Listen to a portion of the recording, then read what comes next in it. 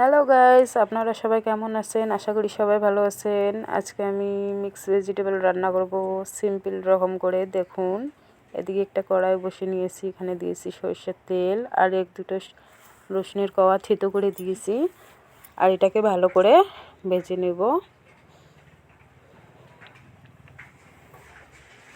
এখন এখানে দিয়ে দেব কাঁচা লঙ্কা আর পেঁয়াজ কুচি দিয়ে এটাকে ভালো করে নেড়ে দেব যতক্ষণ না ভাজা হচ্ছে। দেখুন ফ্রেন্ডস, এদিকে 2 মিনিটের মতো জাল নিয়েছি। এখানে আমার পেঁয়াজ ভাজা একদম রেডি। এখন এখানে ভেজিটেবল দিয়ে দেব। এখানে আমি নিয়ে নিয়েছি 2টো বেগুন, একটা ফুলকপি, 2টো মূলো, একটা আলু। এখন এটাকে ভালো করে মিক্স করব। আপনারা যদি আমার চ্যানেলে নতুন হয়ে থাকেন অবশ্যই সাবস্ক্রাইব করতে ভুলবেন না। এখানে দিয়ে দেবো 1 চামচ লবণ, দিয়ে দেবো 1 চামচ হলুদ গুঁড়ো, দিয়ে দেবো 1 চামচ জিরে ধনিয়া গুঁড়ো, দিয়ে এটাকে ভালো করে মিক্স করব। ফ্রেন্ডস, আমার চ্যানেলটা যদি আপনাকে ভালো লাগে থাকে ভিডিওটা অবশ্যই কমেন্ট করতে ভুলবেন না।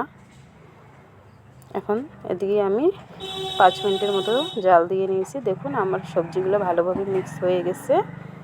এখন এখানে কষানোর জন্য দিয়ে দেব পানি। আমি এখানে 1 গ্লাসের মতো পানি দিয়ে দিয়েছি, দিয়ে এটাকে ভালো করে কষিয়ে নেব।